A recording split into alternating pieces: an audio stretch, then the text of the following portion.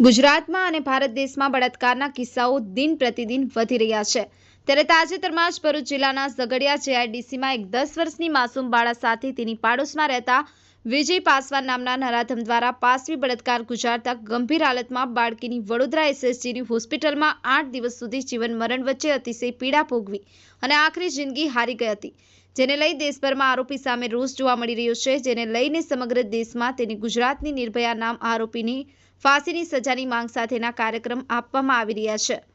त्यारे आजरोज भरूच जिल्लाना आमोद, जंबूसर, अंकलेश्वर तथा भरूच तालुकाना आदिवासी संगठनों द्वारा भरूच जिल्ला वीर बिरसा ब्रिगेडना प्रमुख विजय वसावाना नेजा हेठळ आवेदनपत्र आपी बलात्कारीओने सख्तमां सख्त सजा फटकारी અને ફાંસીના માછડી ચડાવવાની માંગ સાથે આરોપી વિજય પાસવાનના પુતળાને ચપ્પલો મારી આપવાની માંગ સાથે ફાંસી આપવાની માંગ સાથે રેલી કાઢી વિરોધ નોંધાયો હતો। ઉલ્લેખનીય છે કે આરોપી વિજય પાસવાન ચપ્પલ મારતા પોલીસે તાત્કાલિક પુતળાને જપ્ત કરતા એક સમય વીર બિરસા બ્રિગેડના કાર્યકરો સાથે ખેતતાણના દ્રશ્યો જોવા મળ્યા હતા। વીર બિરસા મુંડા બ્રિગેડ દ્વારા માંગ કરવામાં આવી હતી કે વહેલામાં વહેલી તકે આવા રાક્ષસી કૃત્ય કરનાર નરાધમ અને અધર્મ વ્યક્તિઓને વહેલામાં વહેલી તકે फांसी आपी समाजमां दाखलो बेसाडवामां आवे तेवी पण रजूआत करवामां आवी हती। अजहर पठाण, गुजरात अद्भुत न्यूज, गुजराती, भरूच। हूँ विजयसिंह वसावा, वीर बिरसा ब्रिगेडनो प्रमुख અને આજે મારી સાથે સાથી સંગઠન આમોદ, જંબુસર, અંકલેશ્વરના આવેલા છે અને તમામ સમાજ આજે ભેગો થઈને આજે ઝઘડિયા મુકામે નિર્ભયા કાંડ બનેલો છે એ ઘણો જઘન્ય છે, રાક્ષસી કૃત્ય છે। એના માટે તમામ સમાજ ભેગો થઈને ફાંસીની માંગ કરે છે અને એને ફાંસી થવી જ જોઈએ।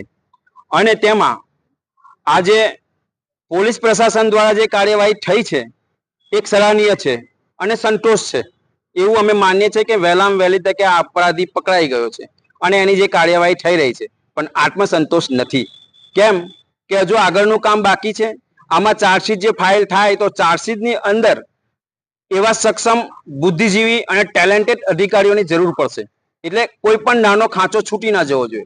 કાયદાની આટીગુટીમાં આરોપીઓ લાભ લઈને છટકી જાય છે। એટલે અમારી એ માંગ છે કે હોશિયાર, બુદ્ધિજીવી, ટેલેન્ટેડ અધિકારીઓની નિમણૂક કરે અને ચાર્જશીટ વહેલામાં વહેલી તકે ફાઇલ કરે અને ફાસ્ટ ટ્રેક કોર્ટમાં કેસ ચાલે। 15 થી 30 દિવસમાં એને ફાંસીની સજા થાય એવી સમગ્ર સમાજને માંગ છે।